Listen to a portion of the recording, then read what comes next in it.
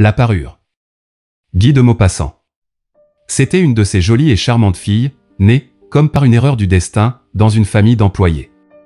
Elle n'avait pas de dot, pas d'espérance, aucun moyen d'être connue, comprise, aimée, épousée par un homme riche et distingué, et elle se laissa marier avec un petit commis du ministère de l'Instruction publique. Elle fut simple ne pouvant être parée, mais malheureuse comme une déclassée, car les femmes n'ont point de caste ni de race, leur beauté, leur grâce et leur charme leur servant de naissance et de famille. Leur finesse native, leur instinct d'élégance, leur souplesse d'esprit, sont leur seule hiérarchie, et font des filles du peuple les égales des plus grandes dames. Elles souffraient sans cesse, se sentant nées pour toutes les délicatesses et tous les luxes. Elle souffrait de la pauvreté de son logement, de la misère des murs, de l'usure des sièges, de la laideur des étoffes. Toutes ces choses, dont une autre femme de sa caste ne se serait même pas aperçue, la torturaient et l'indignaient. La vue de la petite Bretonne qui faisait son humble ménage éveillait en elle des regrets désolés et des rêves éperdus. Elle songeait aux antichambres muettes, capitonnées avec des tentures orientales, éclairées par de hautes torchères de bronze, et aux deux grands valets en culottes courtes qui dorment dans les larges fauteuils, assoupis par la chaleur lourde du calorifère.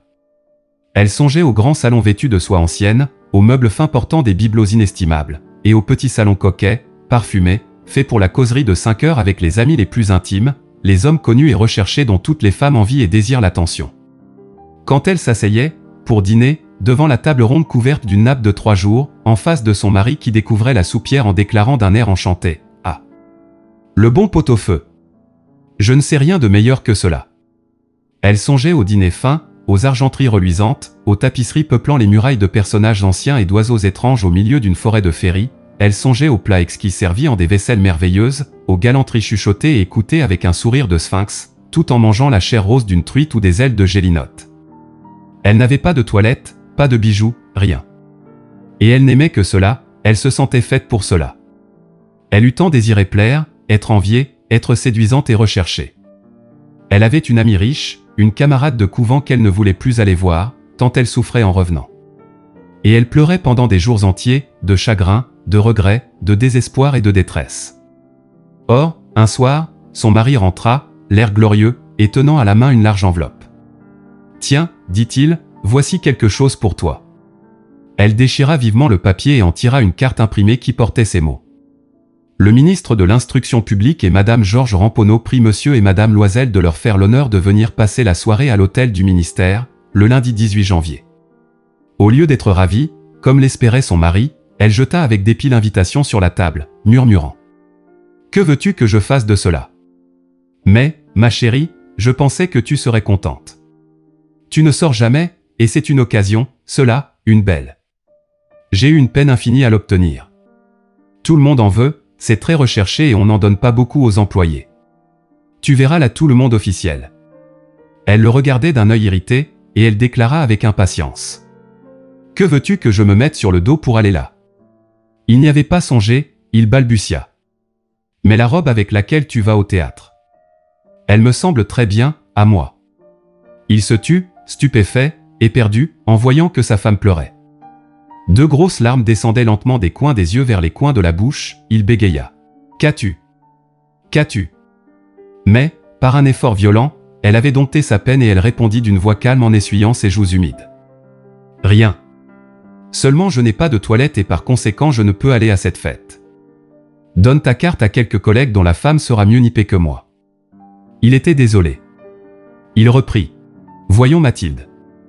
Combien cela coûterait-il, une toilette convenable, qui pourrait te servir encore en d'autres occasions, quelque chose de très simple. » Elle réfléchit quelques secondes, établissant ses comptes et songeant aussi à la somme qu'elle pouvait demander sans s'attirer un refus immédiat et une exclamation effarée du commis économe. Enfin, elle répondit en hésitant. « Je ne sais pas au juste, mais il me semble qu'avec 400 francs je pourrais arriver. » Il avait un peu pâli, car il réservait juste cette somme pour acheter un fusil et s'offrir des parties de chasse, l'été suivant, dans la plaine de Nanterre, avec quelques amis qui allaient tirer des alouettes, par là, le dimanche. Il dit cependant. « Soit. Je te donne 400 francs. Mais tâche d'avoir une belle robe. » Le jour de la fête approchait, et Madame Loisel semblait triste, inquiète, anxieuse. Sa toilette était prête cependant. Son mari lui dit un soir. « Qu'as-tu? Voyons, tu es toute drôle depuis 3 jours. » Et elle répondit. « Cela m'ennuie de n'avoir pas un bijou, pas une pierre, rien à mettre sur moi. J'aurais l'air misère comme tout. J'aimerais presque mieux ne pas aller à cette soirée. » Il reprit. « Tu mettras des fleurs naturelles. C'est très chic en cette saison-ci. Pour 10 francs tu auras 2 ou 3 roses magnifiques. » Elle n'était point convaincue. Non, il n'y a rien de plus humiliant que d'avoir l'air pauvre au milieu de femmes riches. Mais son mari s'écria. « Que tu es bête. Va trouver ton amie Madame Forestier et demande-lui de te prêter des bijoux. Tu es bien assez lié avec elle pour faire cela. » Elle poussa un cri de joie. « C'est vrai. Je n'y avais point pensé. » Le lendemain, elle se rendit chez son amie et lui conta sa détresse. Madame Forestier alla vers son armoire à glace, prit un large coffret, l'apporta, l'ouvrit et dit à Madame Loisel. « Choisis, ma chère. » Elle vit d'abord des bracelets, puis un collier de perles, puis une croix vénitienne, or et pierreries, d'un admirable travail. Elle essayait les parures devant la glace, hésitait, ne pouvait se décider à les quitter, à les rendre. Elle demandait toujours. « Tu n'as plus rien d'autre ? » « Mais si. Cherche. Je ne sais pas ce qui peut te plaire. » Tout à coup elle découvrit, dans une boîte de satin noir, une superbe rivière de diamants, et son cœur se mit à battre d'un désir immodéré. Ses mains tremblaient en la prenant. Elle l'attacha autour de sa gorge, sur sa robe montante, et demeura en extase devant elle-même. Puis, elle demanda, hésitante, pleine d'angoisse. « Peux-tu me prêter cela, rien que cela ? » ?»« Mais oui, certainement. » Elle sauta au cou de son ami, l'embrassa avec emportement, puis s'enfuit avec son trésor. Le jour de la fête arriva. Madame Loisel eut un succès. Elle était plus jolie que toutes, élégante, gracieuse, souriante et folle de joie. Tous les hommes la regardaient, demandaient son nom, cherchaient à être présentés. Tous les attachés du cabinet voulaient valser avec elle.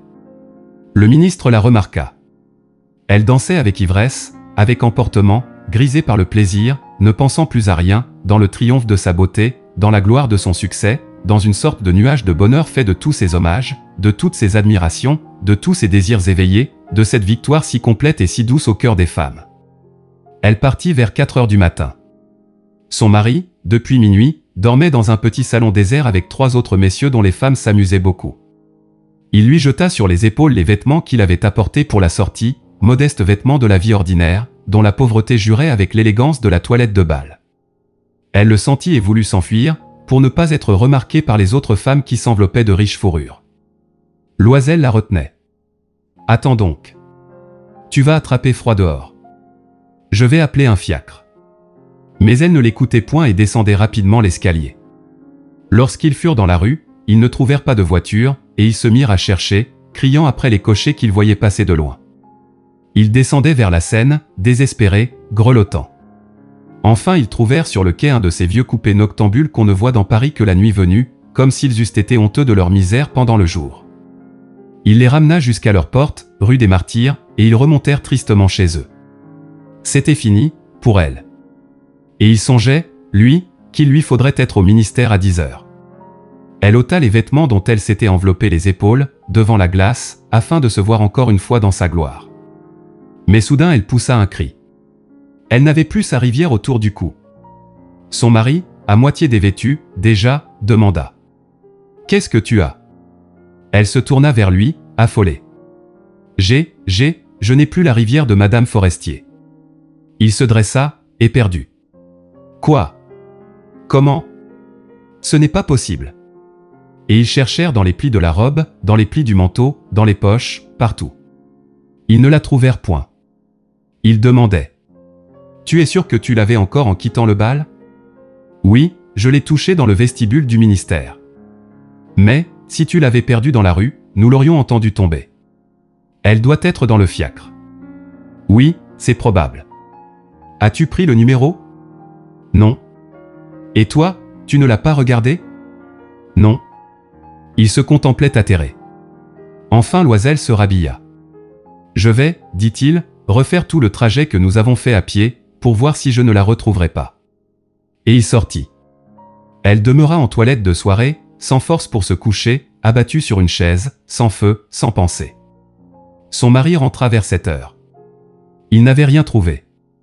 Il se rendit à la préfecture de police, aux journaux, pour faire promettre une récompense aux compagnies de petites voitures, partout enfin où un soupçon d'espoir le poussait.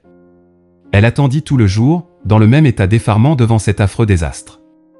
Loisel revint le soir, avec la figure creusée, pâlie, il n'avait rien découvert. « Il faut, dit-il, écrire à ton ami que tu as brisé la fermeture de sa rivière et que tu l'as fait réparer. Cela nous donnera le temps de nous retourner. » Elle écrivit sous sa dictée. Au bout d'une semaine, ils avaient perdu toute espérance.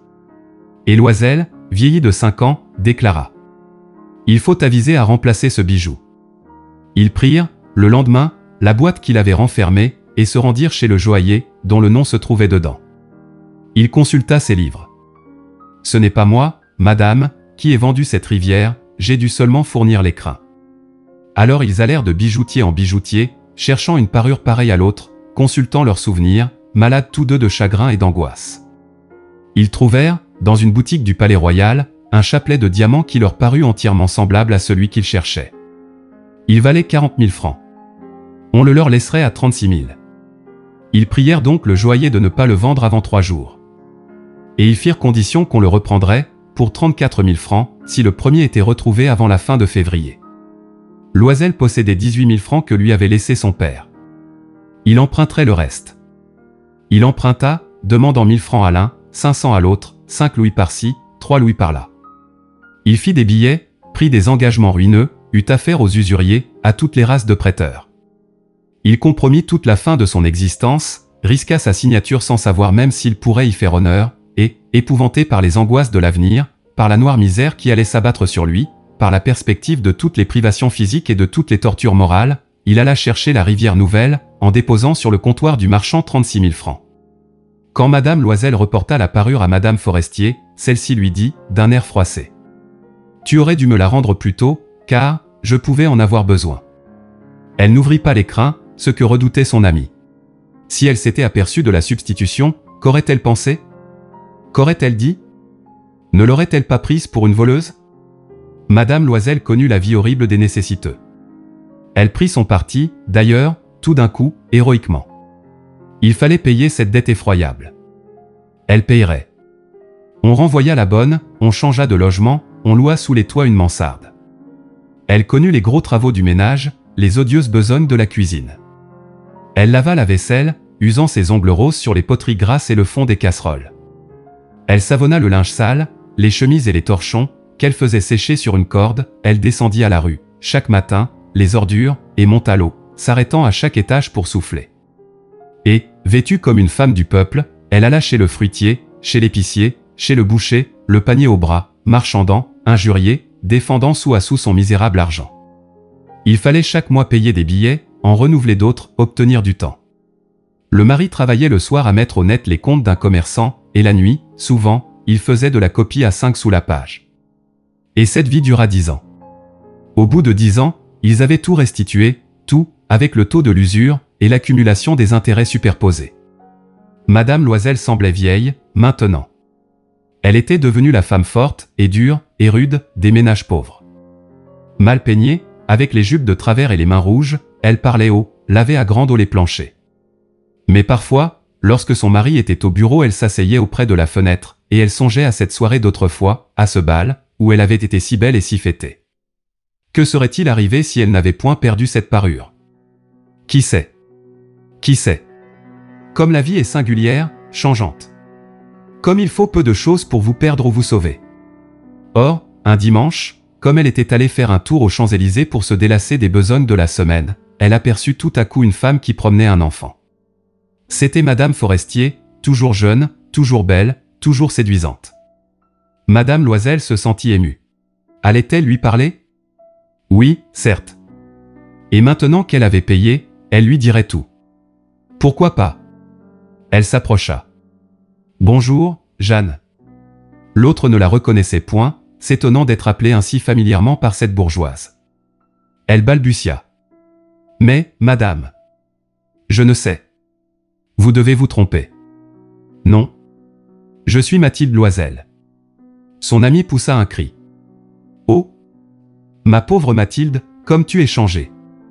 Oui, j'ai eu des jours bien durs, depuis que je ne t'ai vue, et bien des misères, et cela à cause de toi. De moi. Comment ça? Tu te rappelles bien cette rivière de diamants que tu m'as prêtée pour aller à la fête du ministère? Oui. Eh bien? Eh bien, je l'ai perdue. Comment? Puisque tu me l'as rapportée. Je t'en ai rapporté une autre toute pareille. Et voilà 10 ans que nous la payons. Tu comprends que ça n'était pas aisé pour nous, qui n'avions rien. Enfin c'est fini, et je suis rudement contente. Madame Forestier s'était arrêtée. Tu dis que tu as acheté une rivière de diamants pour remplacer la mienne? Oui. Tu ne t'en étais pas aperçu, hein? Elles étaient bien pareilles. Et elle souriait d'une joie orgueilleuse et naïve. Madame Forestier, fort émue, lui prit les 2 mains. Oh! Ma pauvre Mathilde! Mais la mienne était fausse. Elle valait au plus 500 francs.